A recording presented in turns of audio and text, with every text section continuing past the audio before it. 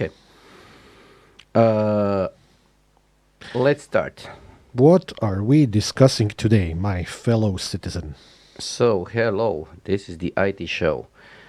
Because we seem to forget to say what the show actually is named. But It's that IT show.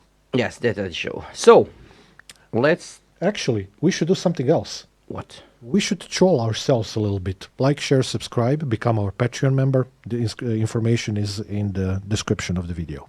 Yes. So, anyway, do you feel old? Not today, but at times, yes. Do you think that you are way past your prime? In many aspects, perhaps yes, but I'm reserving my judgment and until I hear what are you talking about. Today, I'm trying to make a point of having and using old equipment. So you could be considered old equipment. Thank you But for that wonderful metaphor, but that sounds awfully autobiographic. yes, I'm older than you. Anyway, what I'm trying to say is that we seem to take for granted that the computers should be changed every couple of years. And we have talked about graphic cards. We have talked about how uh, insanely the pricing for the new hardware works. Mhm. And today I wanted to start a little bit of chat about, do we actually need to change the computers every couple of years? So how old is old in the computer sense? Mhm. How old is old when we are talking about mobile phones? How old is old when we are talking about servers? And what is the golden middle when we are talking about reusing old equipment or using old equipment? Okay, sounds good. So let's start with a quick rain check. How many computers do you have right now? Your Personal. own personal computers. Are we talking laptops, like Personal standalone or computers. everything? Personal Okay. computers. I have 4 MacBooks, one Dell laptop that's 5. I have 2 desktops that are my own, and I have another desktop in the office, so roughly 10. And what is the average Age? age of the computers they have? I'd say 3 to 4, maybe 5 years. Okay, so I have roughly, I would guess, around 7 different computers. I think I have a roughly older computers than you because I haven't bought the computers in the last 2 or 3 years. So I'm running basically, my newest version is Intel 11th generation. So I would guess that my average age of the computer is somewhere around. But you also have a Ryzen computer at home as well. Yes, I have Ryzen, but it's also I think 3 years old now. No? Okay, okay. So it's 3800 X Mhm. Ryzen. So I'm trying to make a point. I don't feel any need to upgrade my computers. Mhm. Graphic cards, yes. Computers, no. This PC that I'm using here is first generation of Yoga. So That's old. yes, this is old. This is probably 6 or 7 years old. I bought it refurbished. Mhm. I got it for what is basically, I would say, a sixth of the price of the new one, and Mhm. I'm completely happy with what is it's able to do. Apart from the broken screen that you managed to do. Yes, but the broken screen is my undoing. So this is something that I did. Mhm. I was being sloppy, and the reason why I was being sloppy is because I wasn't paying too much attention to the existence of the actual device, Mhm. because I'm right now trying to make a big point. People tend to buy expensive equipment, and then they feel like they have to treat it like something expensive. Okay, I tend to think that equipment is tools. agreed. I'm going to make sure that they work all the time. Every time I'm going to change the screens, I'm going to change the batteries and everything else. But I don't see the point of upgrading just because of the upgrading. Okay, I completely agree with you, and that comes with.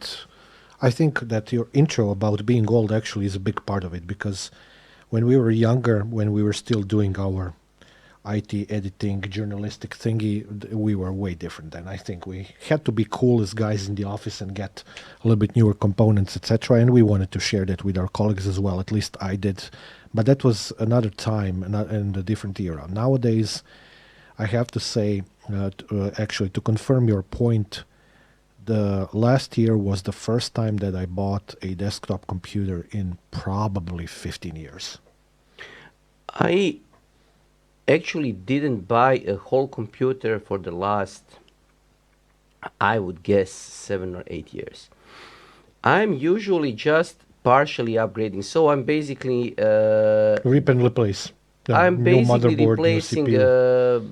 motherboard together with the CPU and the memory if I need to. I haven't replaced any of the cases that I have for the last 10 years or so. Me neither. I replaced my power supplies when I had to Agreed. because I didn't have enough power to power the graphic cards that I had.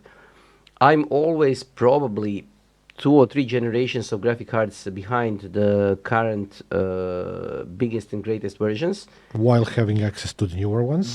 just because I don't care about 120 FPS in Word. Hmm. So my killer applications are the ones that are using a lot of memory. So I have a lot of memory in my computers. Hmm. But having said that, even having a lot of memory in the computers is easier when you're dealing with older computers because the memory is cheaper. So, Absolutely agreed. so when I'm thinking about buying a computer, what I do usually is I buy refurbished computers, Hmm. especially when it comes to laptops or tablets. I tend to buy refurbished computers that are easily upgradable, and then I upgrade them as much as possible. Hmm. So I usually have my laptops on either 32 or 64 gigs of RAM, which I probably wouldn't buy by any means if I bought It it was new, a new one. Yeah, too because expensive. it would be too expensive. And I tend to buy computers that I would otherwise never buy. So, for example, I have a P50 ThinkPad that was something like 4,000 euros new, and I got it for Tent. basically roughly eighth of the price. Okay. We use the same supplier for some of those machines. I have a couple of those Lenovo's as well. I bought them used too. And yeah, I completely agree with you. To your point, actually, I wanted to add something. Um, my Dell laptop. You know what I did with that laptop some week and a half ago? You gave up on it? Yeah, I should have long time ago, but no, I did something to it which finally brought that device up to snuff in terms of actually working properly. Because I have a Dell XPS 9570. I've had it for the past 3 years or so. It was insanely expensive new. It was MacBook Pro range pricing. Yes, they all are. Yeah. And I was seriously considering buying a new laptop, and I was actually browsing through Amazon and thinking about buying a new one, and I decided, oh hell no. And I bought for that laptop the only component that never worked properly, which is its battery. Okay. From day one, it was constantly doing some weird things. Like I fill it up to the brinks. I switch from high performance mode to, let's say, like longest battery life mode when I disconnect the adapter, and 5 minutes later it will tell me that it's empty. Stuff like that. It happened from day one, and I have multiple stories like that from various people who had them. I replaced the battery. Now it works for 6-7 hours, no problem, which is 6 or 7 hours of my work. It can do way more if you're a normal user. So yeah, I agree with you. So refurbishing parts of your computers makes a lot of sense. Last year, I bought myself a 13 Gen i9, so with the most expensive motherboard and CPU and whatnot, not for water cooling or stuff. The reason being that I got involved in a lot of projects that require a hell of a lot of video editing. This is actually not related to our podcast at all. And for me, the older platform that I had, which was given to me kindly by good people at Gigabyte years ago, was kind of like showing its age. And the new platform does video editing and montage like 10 to 15 times faster. Okay, I get it. As we said, I get it when we are talking about the tools. It's Because it's exactly that. It's a utility tool. yes, you It need is what it is. you need a particular configuration for a particular Job, yeah. job that you need to be done. I wouldn't say faster, but you need it to be done in a way that you feel comfortable with. Uh, let's quickly talk about the numbers because I was preparing this. I'm writing something about refurbished hardware, and what actually amazed me is that when we are talking about the refurbished hardware market, we are talking about the market that is probably right now somewhere around $8 to $9 billion in value. When we are talking about buying and repurposing hardware that was already used, so everything is covered in this. A lot of desktops, a lot of servers, because servers are a special thing that you are going to probably Yeah. talk a little bit more about. But refurbished market is becoming a thing, and it is going to double in the next. Probably it is going to double in the next Couple of years. 7 to 8 years. They said that they're going to hit $20 billion as a market value of refurbished hardware probably in the next 10 years. Because the idea is that computers that we are using today and computers that are sold today are basically good enough for everything. Agreed. And for the most people, uh, top top devices, so high-end computing, high-end, the large amount of memory, large SSDs, and so on, is going to be something that is going to be used for the next 7 or 8 years. Uh, and what is going to happen is that this market is dependent on people who are trying to sell you PC, doing the units. So they are trying to sell as many units as possible. So they're saturating the market. And at the same time, people don't need to upgrade. Yes. So when they do upgrade, the only reason why they're upgrading is because they need a newer tool or need a newer device. But the problem that is happening with all of this is that a lot of hardware is getting back to the market and being reused. I would just now, right now, what I would say is that what is happening with the computers is the same thing that is happening basically with the audio equipment. Uh, because this. You mean hi-fi, or do you mean No, let's talk about this mic. Okay, This mic hasn't changed for the last, what? five, 6, 7 years since it came out, or whatever it is. I would guess more than 10 years Okay. for this model. Nothing has changed. So if you buy a mic new, or if you buy it refurbished, if it wasn't broken in any way, it is going to basically behave exactly the same. Okay. There is nothing performance-wise this mic can do better or worse. You can buy a better mic. Yeah. You can buy a better mic for a different purpose, but as such, this mic is not going to change.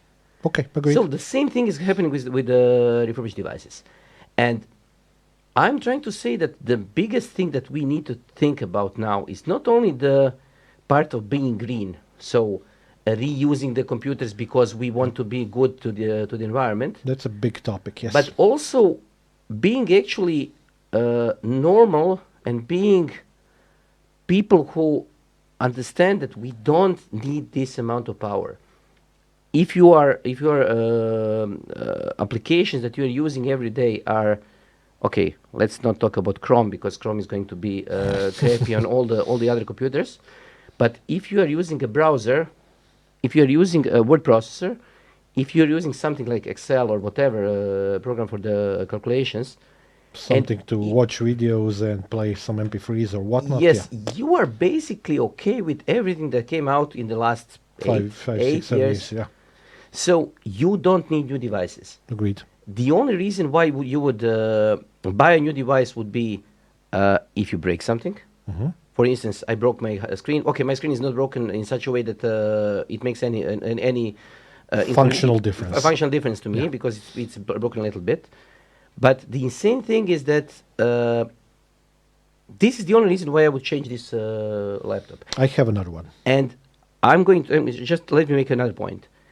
And the main reason is that the screen itself for this laptop is right now more expensive as a spare part Yeah. than the entire laptop bought refurbished. Yeah. So I checked. I can buy this laptop in this condition for something around 300 euros. Mhm. New screen is something around 400 euros. Yeah. So we need to rethink what we are dealing with when it comes to hardware. Okay. And I'm just going to put one more topic on the floor, on the table, and I'm going to say, let's talk about not only refurbishing, let's talk about repairing. So right to repair. Mhm. And Oh, now- yeah, big topic. Yes. I would just like to add something to the story.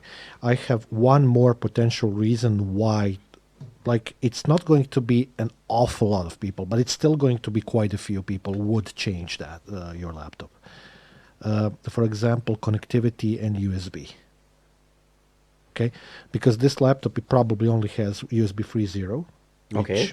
is let's be kind and say slow to when compared to some of the newer revisions of USB that came out, and don't get me started on Thunderbolt or USB 4, for example. So that would be a reason for a lot of people that I know to switch, including myself.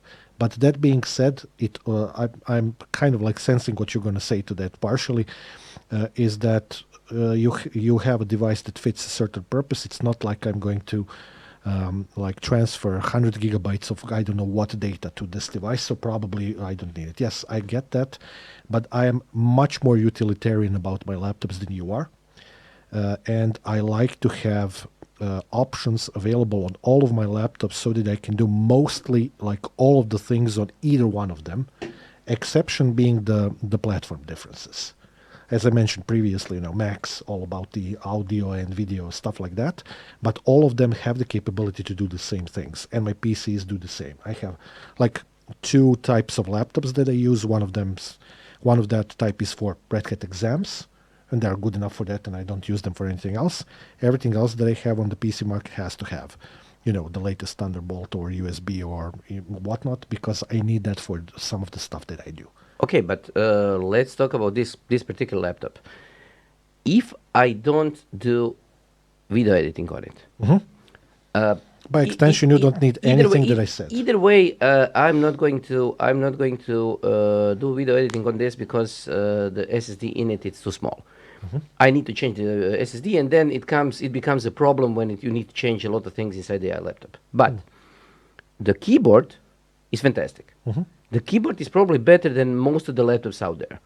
So if I use this as a device for inputting text, editing text, creating documents, and so on, Yeah. and this is the main reason why this device exists, I don't want to upgrade Agreed.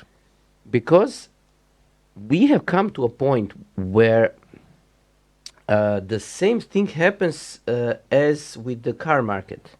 It's normal to have a device for, as it is in the car market, you should have, or they are saying that you should have a bigger car when you need to drive longer routes. You should have a medium car when you need to go with your family. You should have a smaller electric car when you go just to the city by Shops or yourself and something, so on. yeah. So we have come to a point where my devices are different. I have many of those, and they serve different purposes. So I want this device to be as small as possible, as light as possible, so that I can carry it in my backpack, With battery that lasts with as long battery as that possible. lasts as long as possible. So something like 17 hours battery life that Mac Pro has, MacBook has. I'm talking about Mac Air. I'm talking about ARM chipsets that are much more usable in this kind of Context, yeah. context. At the same time, I want to have a workstation. I want to have a Thunderbolt whatever. I want to have as many USB connectors as possible. I want to have internally as many bays as possible for the SSDs and NVMEs. And I need a different set of skills on this laptop, so different set of specs on this laptop, because this laptop is going to do something else. But when I'm leaving the home in the morning, I probably know what I'm going to do in the day. So if I have 2 or 3 laptops, I can choose the laptop is going to be the daily driver. That's good. And my main right now, my main gripe with everything that we are talking about is that it's prohibitively hard to synchronize your work across the devices. Okay, unless you buy some kind of a cloud something something. But even then, Okay. even then, because Apple is doing much better job in synchronizing applications, synchronizing settings, and trying to create your environment. I would say movable. Movable is not a good word, but portable Okay, between to migrate. portable between devices, so that you can actually grab any device and continue working. Hmm. Windows sucks at it, basically.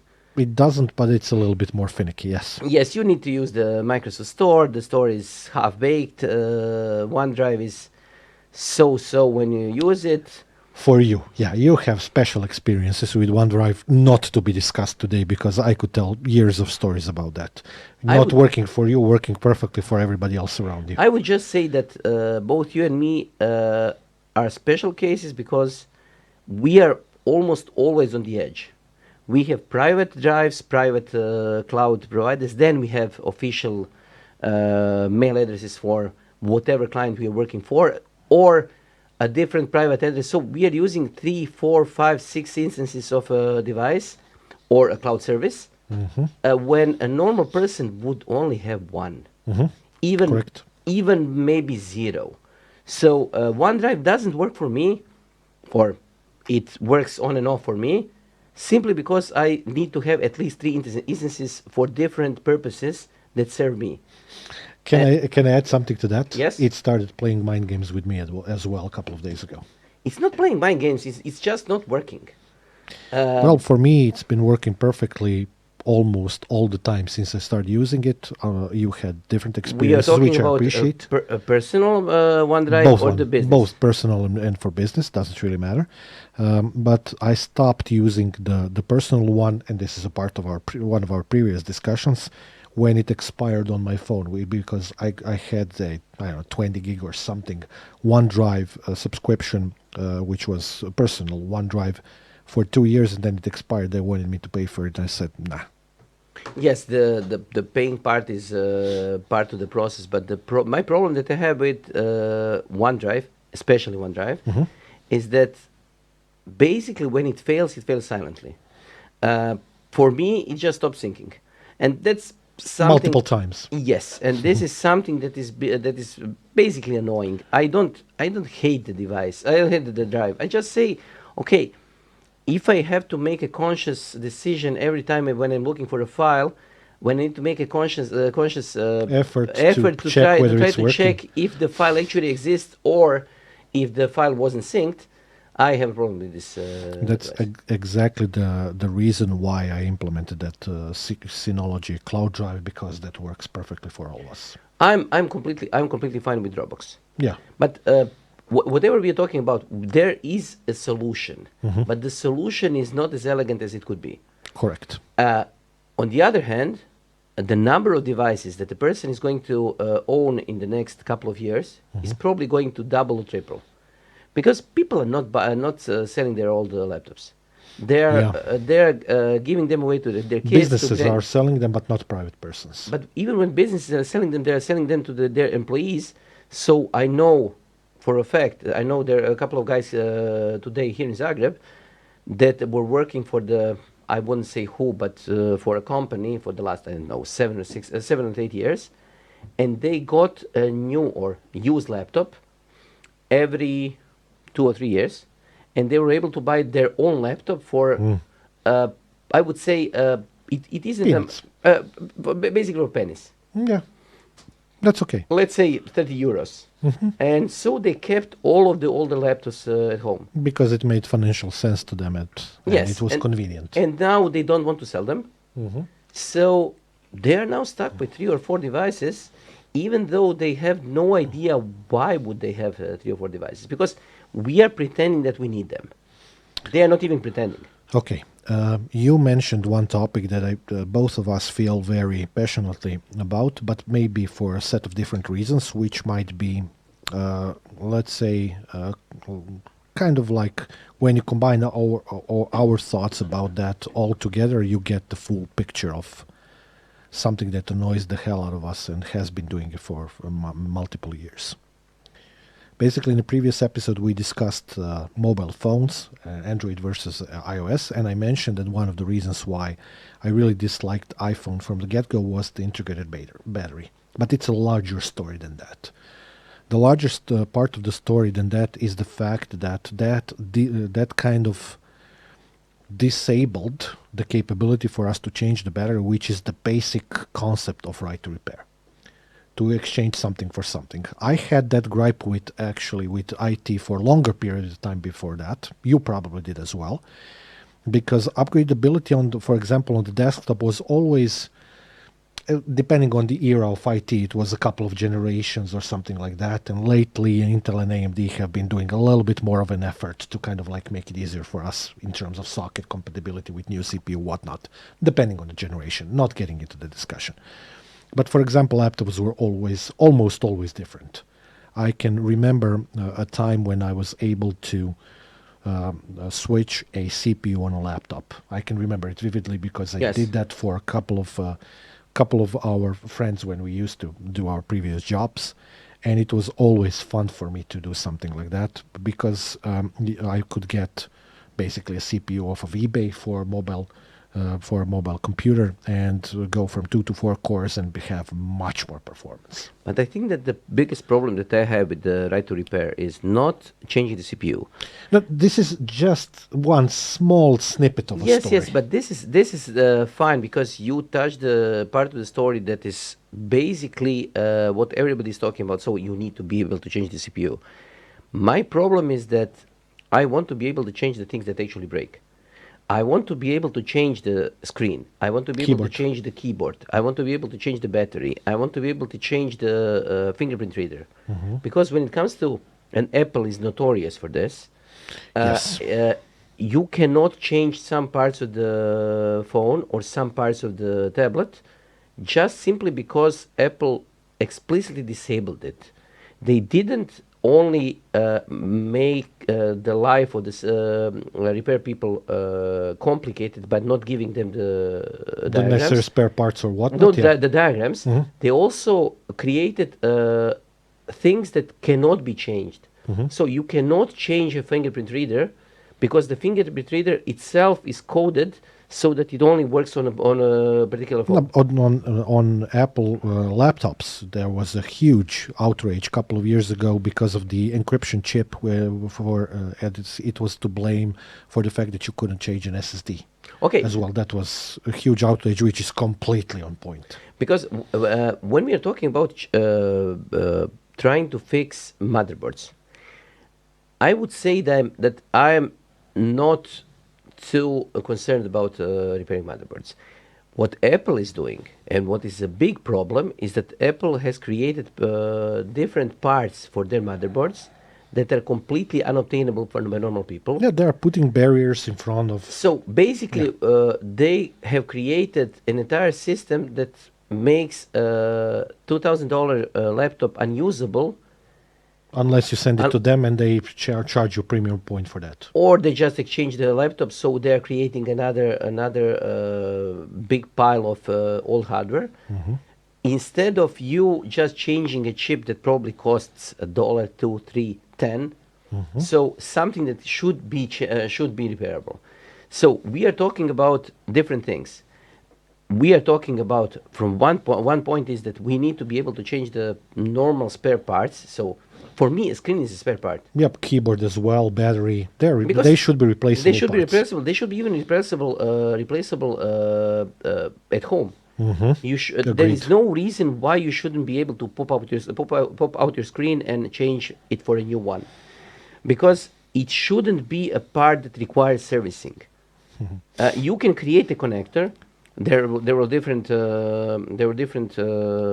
attempts to do it. So modular phones, modular laptops, modular tablets, and so on. But it can be done. Yes. The only reason why it isn't done is just simply because the manufacturers are trying to push the units. They want to sell the entire units. And this is something that bothers me. Okay. To your point, actually, I wanted to share a short story with you related to MacBook. The first MacBook that I bought for myself was a model which had a replaceable battery. Okay, I used it for years. Then the battery broke after, let's say, 4 or 5 years. I bought a new one.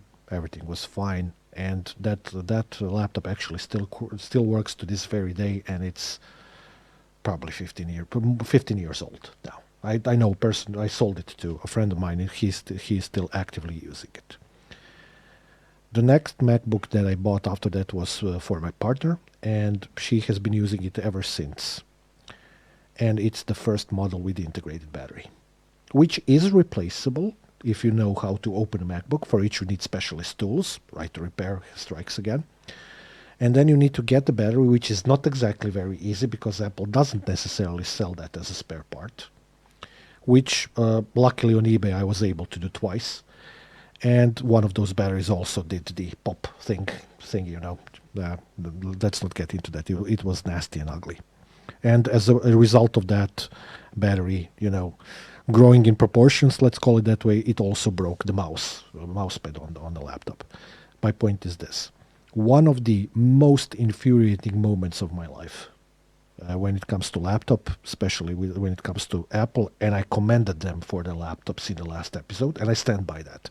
But one of my most infuriating moments in my life was when they switched to integrated batteries. It made me go completely berserk. But I would say that when we are talking about laptops, I would say that Apple has one thing coming for them. Uh, I would say that their laptops are still probably one of the best laptops around. Agreed, and their batteries are among the best ones as And well. but as a whole, I think that ThinkPads and Apple devices, when we are talking about laptops, are probably the uh, least resold devices there are, because Okay. I don't want to. All the devices that they got refurbished, all the ThinkPads that they got refurbished, were from the companies. Yeah, They weren't businesses. refurbished. Yeah. They weren't repurposed or resold by people who bought them. It was the companies, and the companies just have the company policy of just basically Replacing every 3 years or replacing everything something. Yeah. after 3 years or 2 years or whatever. So usually people don't sell Apple laptops, and Apple laptops tend to last a long time. Yes. And you cannot buy new or refurbished Apple laptops for cheap, just because companies are not buying them as much in Europe. In United States, it's a different story, but in Europe, companies don't buy as much Apple As many. laptops Yeah. as Yeah. I as, ma- know. as many Apple laptops. So you would get either ThinkPads or something like this in Europe for cheap, just because the companies are buying them. Yeah. But I want to make a point because the phones are different. Correct. When it comes to Apple phones, you are going to get a lot of cheap refurbished phones that are completely functional. You can even buy, I just checked today, you can buy a refurbished phone that is 4 years old and comes with a 3-year warranty on the 4-year-old phone, Yeah. because the company that's selling it to you is able to say, okay, this phone is going to function for the next 3 years, so in total for 7 years, because they think that Apple has done a good job. And at the same time, people who buy Apple phones tend to buy newer model every day when the model comes to the market. So there is a big difference between tablets and laptops in one, and iPhones and phones themselves in another part of the market. So the cycle of recycling is different. Refurbishing. But yeah, Yes. as a So, result of the but recycling too. let's now just switch to servers, because I want to make a point of one other thing. When we are talking about iPhones, when we are talking about tablets, when we are talking about the laptops as such, I would say desktops, but desktops are not part of the recycling thing. Uh, we are usually talking about slower or faster ones. When you're talking about servers, there comes a point when the power or the amount of electricity required to do a certain task m- uh, begins to make play in all of this. So it makes sense sometimes to actually uh, get rid of all servers simply because they are wasting too much power. That's excellent point. Okay, let me take this one away because this is something that I tend to do much more than you, and it's not only that that it's a part of some of the PhD things that I do. It's also related to something, some processes that I've been involved with for the company that both of us work for as well. So we made a conscious effort in the past. It started some 7 years ago to buy refurbished servers so that we can install them in our environment.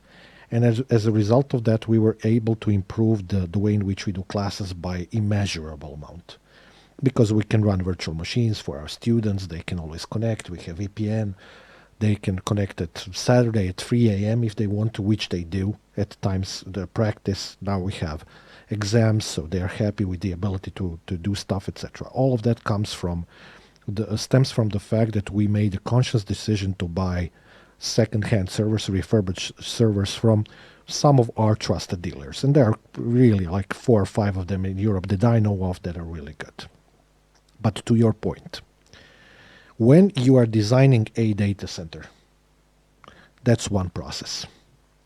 When you are designing data center refresh, nowadays, and I've read a heck of a lot of materials about this, and if you go to, for example, ESF funds and other websites related to EU funds for scientific research, we're going to see that they offer a heck of a lot of money for any kind of green energy research based project, not only in terms of how to create energy in a great way. It's also about conserving energy, doing something in terms of recycling of energy, whatnot. They're pouring a lot of money into this, which is completely logical and a good way of thinking. But my point is this. When you're doing a hardware refresh on a data center level, generally speaking, you are doing one thing or the other. The first one is that for the same power envelope, whichever it is, let's say 10 megawatts. If that means that you can fit 10,000 servers in your 10 megawatt power envelope as a current thing, so that's what you're starting from, you can either go in one direction, which is I want to buy new servers that fit in that envelope, which are going to be significantly faster if they are 2 or more generations apart. Or you can say, I want to design the environment that has the same level of performance with new hardware, which is going to mean, in practical terms, a significant drop in the power envelope. So those are two opposite ways of designing the refreshes. Let me just interrupt you for a second. Because people do both of these things. Yes, I know, but since we are trying to make this thing as widely understood as possible, we need to talk about the power envelopes because Yes. people don't understand what it means. When you are at home, your PC is drawing something like probably between 150 to 200 watts On average, most of the time. most Yes. of the time. Some PCs or most of the laptops are going even lower than that. Correct. So you are not concerned about the power. When it comes to data centers, you are using the power to power the data center. So you are powering the servers, but you're also using the power to cool the data center, and you are using the power to actually make all of these things work. So you need the power for the networking, for the different Switches, switches and storage and so on and so on and so on. So please try to explain which part of this needs to be changed. And also, we need to try to explain to people why would a data center throw away a perfectly working switch after 5 years, basically to change it for the switch of the same speed, same power requirement, just to have newer hardware. Why is there a secondary market for the switches that makes them basically so cheap that you can buy enterprise grade switch for the amount of money that you would buy a cheap plastic switch on that is new? Okay, let's focus on the switches for a second. We are talking about both network switches and storage switches like fiber channel, whatever. One of the most significant reasons why there's a secondary market for these devices that has boomed in the past, let's say 10 years or so, roughly, is the fact that the not the device manufacturers, it's actually standardization bodies, have done such of a appallingly bad job at introducing new standards. Here's looking at your fiber channel. That they've spent most of the time, I don't know, doing what, drinking champagne, having a cigar, doing nothing, instead of making technology progress. Fiber channel is just a fantastic example of that. And while they were doing that on fiber channel, Ethernet went way ahead in terms of bandwidth. You cannot directly compare those two things, although both of them are usable for storage, because fiber channel is so much more efficient for that. But at the same time, there's a reason, there is a fundamentally sound reason why a lot of people have switched from FC to Ethernet-based devices, and nowadays there are more devices that are direct memory access, row key, RDMA, etc. This is the new world that we're talking about. And only after that, and after the introduction of some nowadays very popular, let's say, storage as a service type of software, finally they kind of like get to grips with the reality, the fiber channel governing body, and they introduced some kind of a new standard, which was a couple of years ago after 10 years of sleep. This is completely comparable to something super simple like hardware RAID adapters. Same thing happened there on that market. They thought 10 plus years ago that they were the king of the hill, stopped investing as much money in development, and as a result of that, hardware RAID adapters if you look at the past 10 years and let's say deduct the last 3 or 4, so for the first 6 or 7 years out of that period, there was no progress on the hardware RAID market at all. And if you had, let's say, 6 or 12 or 16 or 18 or 24 SSDs connected to a hardware RAID controller, you had very lousy speed because they couldn't handle it. It was only in the last 2 generations of the RAID controllers where they made that better. But that was way too late because the software as a service thingies that I talked about, vSAN and similar things, are not using hardware RAID at all. If it was up to me, I would say that hardware RAID needs to be banished to the relics of the past and never to be used again. And there's a reason for that. But that's a completely different topic of discussion. In networking side, the reason is completely the opposite, because so many new standards got introduced in the past couple of years. So 25G, 50G, 40G, 100G, 400G, etc., that manufacturers are really pushing the envelope in terms of introducing new products. But as a result of that, the market is heavily accepting those, let's say, enterprise class devices, the fastest one, etc., because that offers a chance for them to kind of like buy into the future in a sense, while at the same time providing long-lasting services, especially cloud providers. This is the key market, of course, for their customers that need more bandwidth and more bandwidth and more bandwidth and more bandwidth and more bandwidth. Hence the reason why we can so cheaply buy, for example, Arista switches, 10G, 40G, 25G, etc., in a secondary market, which are exceptionally good switches, and there are others as well, not only Arista, for our environments for a ridiculously low amount of money. Okay, but let me make a counterpoint. Okay, Ethernet devices are getting much quicker. Yes. It's okay. But a lot of times I see data centers switching 10G networking equipment for 10G networking equipment. Yes. Just because the warranty is expired. Yes. And this it's a risk. Yes, because it's a risk assessment thing. It's not something that is done because the equipment doesn't work. Correct. And then you can come to a point where you can buy Cisco equipment or Arista switches or Juniper switches. Extreme, HP, whatever. I've seen prices that actually made no sense. I got a Cisco switch when I was buying something. I got a Cisco switch as a side unit. Basically, it was a gift. Mm-hmm. I was buying something else. I was buying a chassis for the server, and they said, "Okay, we are going to give you a Cisco switch because we have plenty of those, so you can test it out." Mm-hmm. So the price was something like 50 euros or something, for something that actually the original retail price for this switch was 3,000 euros or so. Is it just a gigabit switch, or is it faster than that? It was, I think it was 3650. So it was Gigabit. basically There's a gigabit. reason for that. Yes and no.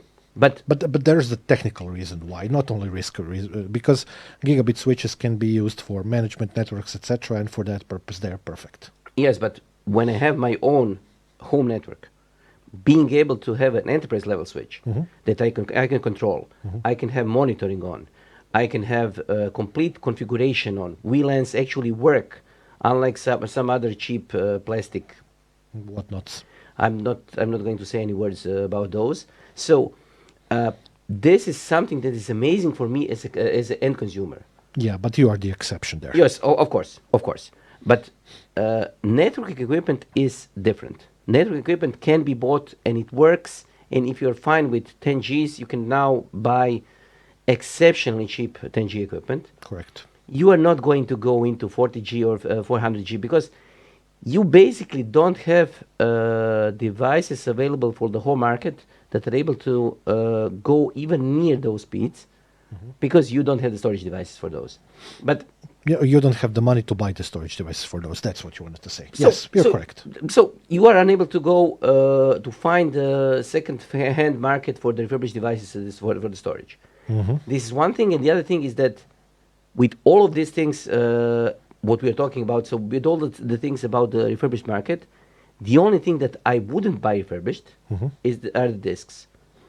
So I buy them in bulk, a lot of them, and we get your reasoning, but I disagree. it depends on the usage scenario. Enterprise discs only.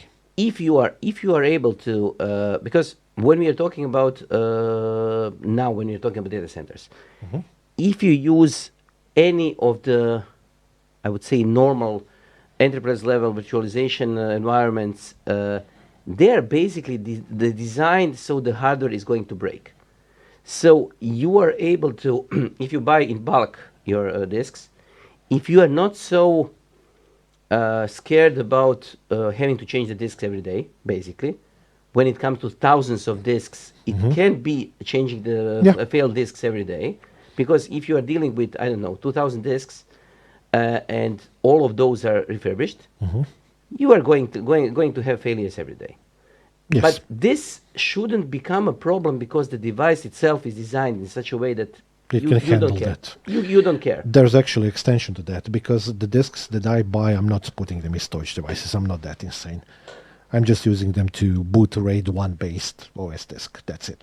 But okay, but when we are dealing with something like a test environment, you can tolerate having a disk that is going to fail and then you change it. Yeah. You don't care necessarily. Storage device is going to be slower, but since you are just testing something, you won't notice that the storage device is 30% slower. Yeah, that's So, good. so this is going to be okay.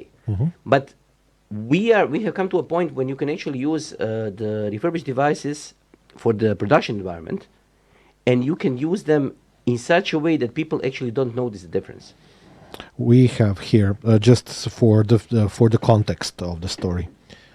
Here in our company, we had up to recently we had 45 or so server-based environment that we used for education with our students, and recently we replaced them with 5 or 6 newer gen servers which had much more CPU power, quad CPUs versus 2 CPU servers, much more memory, etc. But all of those were refurbished. We are very happy with them, and there is no way in hell I would go and buy a new server having in mind the prices, which have gone through the roof. That's first problem. And the second problem, which I think should be put on the table as well, is the availability. Yes, They are unavailable. If you want to wait for a year, yes, but I'm not. the problem with the servers, I think the biggest problem right now is that they are almost exclusively built to order, and the backlog is Enormous. at least 7 or 8 months, but it can be up to 2 years. So I have seen people actually buying a server with a lead time of 2 years, which, from my point of view, and you may say that I'm not understanding things correctly, but this doesn't make sense. No. I wouldn't buy any piece of IT equipment based on the price that I pay now, for this equipment to be delivered in 2 years. Yeah, there are more than a few reasons why you would never do that. Depreciation Yes. of the money itself, it's going to be the Yeah, depreciation. It's just insane. it is. So I have seen different network equipment being delivered in this way. I have seen switches being delivered this way. Oh, yes. Even the prices of the refurbished equipment has gone through the Way roof, up, way yes. up, because you were able to buy. I knew I was doing a small environment, something around 200 network ports were on gigabit and one core switch that was 10G to connect all of those ports together. And I think that the price for all of this was, including shipping to Croatia, it was something like 1,200 euros or so. Yeah. Now I cannot get this amount of ports. So let's compare specifications, not the devices themselves, under 2,000 euros. Yeah. So the price basically doubled, but still, 2,000 euros is insanely cheap when it comes to enterprise level switches that are going to work, that have redundant power supplies, that are completely manageable, and the most important thing of all, have documentation. They are not cheap, basically cheap devices that you are unable to configure because somebody forgets to do something in the firmware. There's one other point to be made, which is something that you're only going to become aware after doing these things for a longer period of time, which is always good to share with our viewers. I think it's a valuable piece of information as well to talk about. We almost exclusively use HP servers here. It's not for branding or for promotion purposes, we just are. Gen 8, Gen 9 servers that we have here. So our student environment is Gen 8. Our production environment is Gen 9 based. Recently, HP announced Gen 11. And they had Gen 10 and Gen 10 Plus in between. Gen 8s are handling right now in our environment those 560 servers that we have. They're handling 2,000 VMs per semester. I think they're handling even more. Yeah. I think that you have hit 3,000 VMs. I'm talking about on average, Yes, because okay. in one semester we have more, in the other semester we have a little bit less. Average 2,000 something, let's say, lower 2,000 numbers. But I would never ever in 1,000 years do that to a production environment, although we were forced to buy a couple of refurbished servers for it because they were just unavailable. But now we are also buying some new ones. We just spec'd a couple of them as a part of one of the projects. So for the production environment of the overall company, that's a different story. And I'm not saying that using VMs for education for students is not production environments. There's a larger point to be made here, which is for us, Gen 8 Plus servers never break. They never break. I have 50 of them here. None of them ever broke down. The only thing that ever broke on any one of those servers was memory. Okay, I agree. And it's ECC RAM, so I don't care. Up till the next, let's say, a little bit of a cleaning up cycle, which happens between the semesters, etc. If 16 gigabyte kit fails, I don't care. But this is another thing that you need to.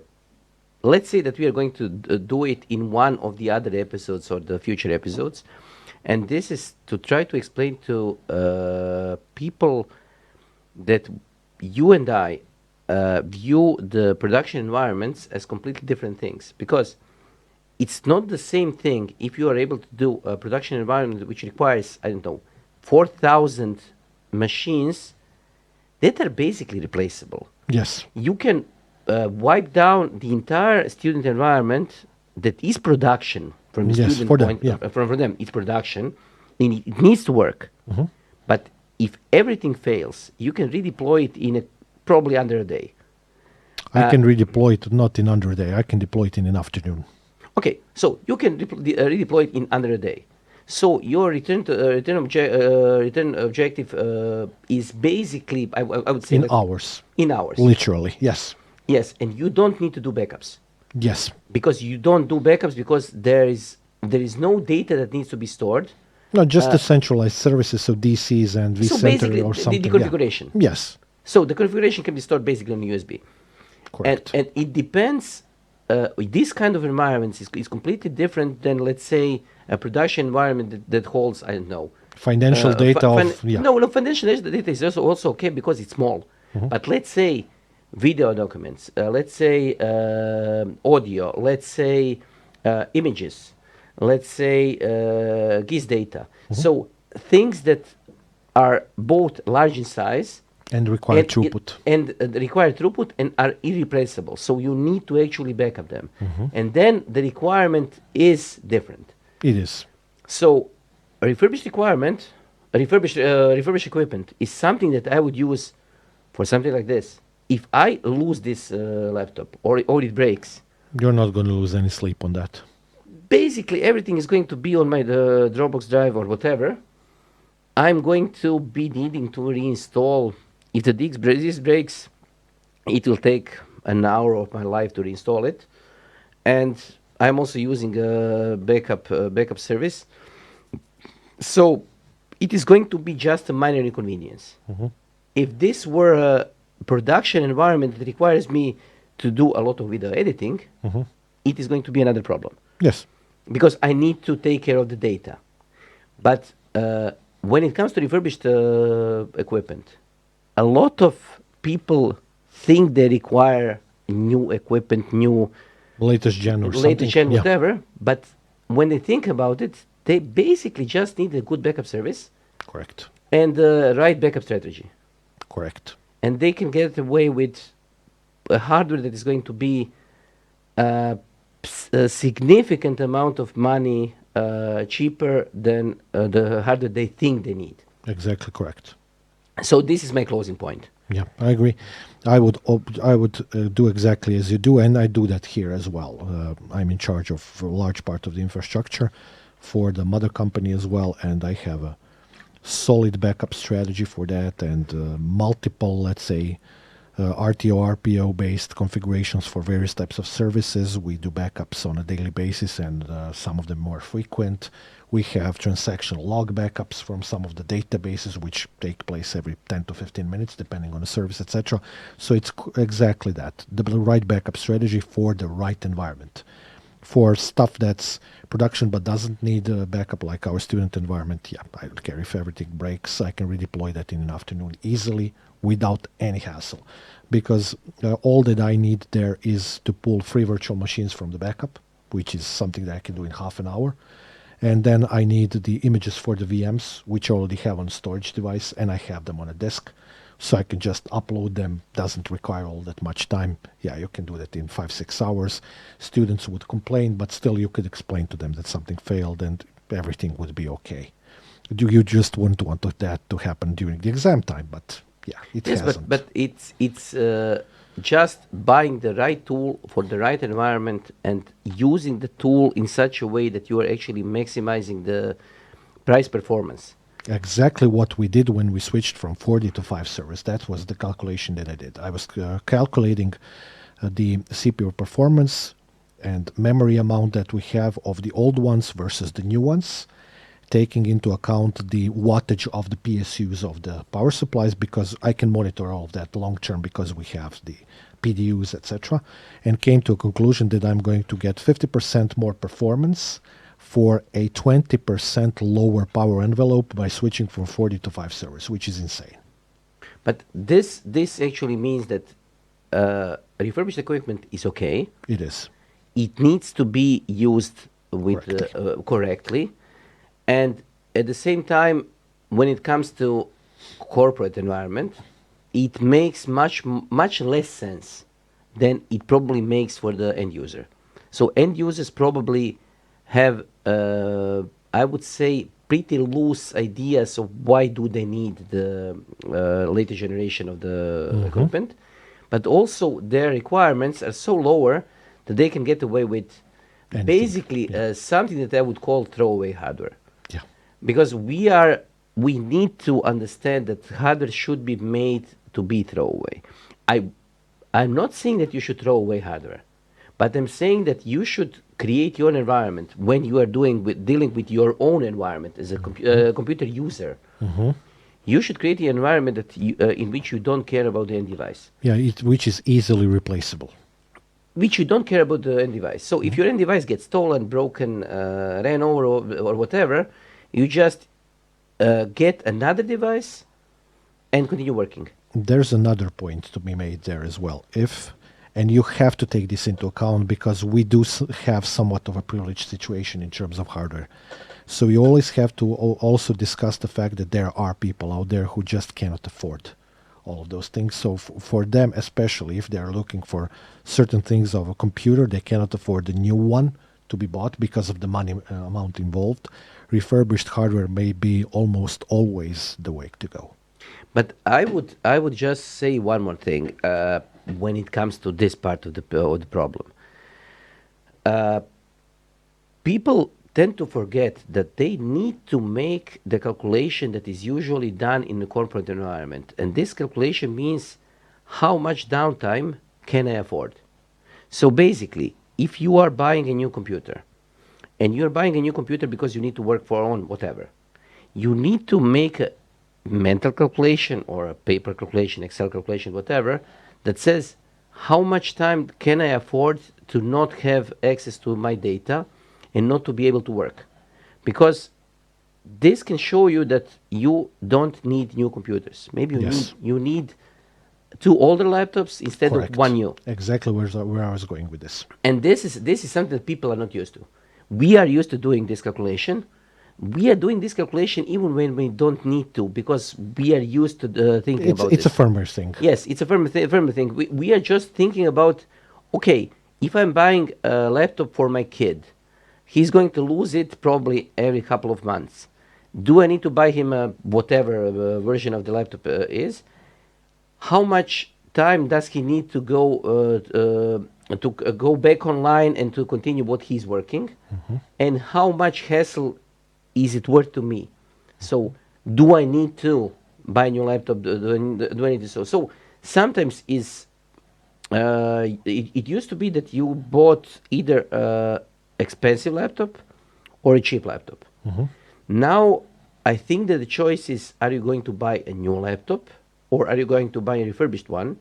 And then when you're buying the refurbished one, which one? Yeah, because the refurbished ones can be so much faster than the cheaper ones. And they can be much more resilient than the cheaper ones. Agreed. Because if you buy this laptop is basically, I'm not going to talk about money, but let's say this is going to be probably half of the price of the cheap laptop right now in the market. Quality of this laptop, quality of the materials, quality of everything else is such that I broke the screen after I stepped on the laptop, and I'm right now somewhere around 100 kilos. And I just broke the very tip of the screen. If I stepped on a cheap laptop, I would probably go through the laptop itself. Yeah. So this is built like a tank. And this makes much more sense when you're buying it for a kid, because it's cheaper, much better built, lighter, and basically it's what a typical kid in a school environment needs. Okay. So this is just all the points that I'm trying to make for the refurbished equipment. We haven't talked about the environment impact and the green environment and the ecology and I think it's things. very much obvious. Because this is the elephant in the room. Don't throw away the equipment. Try to give it to someone who needs it, Or recycle. but always try to recycle by giving it to someone who maybe need it. Because even when you're recycling, and if your device is working, try to find somebody who needs the equipment. God knows there are many people who would Yes. accept them. Yes. Yes. So I haven't thrown away to recycle any of the old computers that I have. I just recently gave away two older iPads to a couple of, let's say, a little bit older people who are retired, but they are enjoying them immensely. They were completely unusable to me, to your point. Yes. So recycle, but recycle in a way that is smart. Yeah, responsible. Yes. Okay. Very happy with that. Okay. With that being said, I've been veteran. I am still Yasmin. Yes, and I will still continue being veteran. And Yes. And we'll be seeing you in the next episode. And as we said at the beginning, please subscribe, please click, and thank you for being with us for such a long time. yeah, See you next time. thank you. Bye.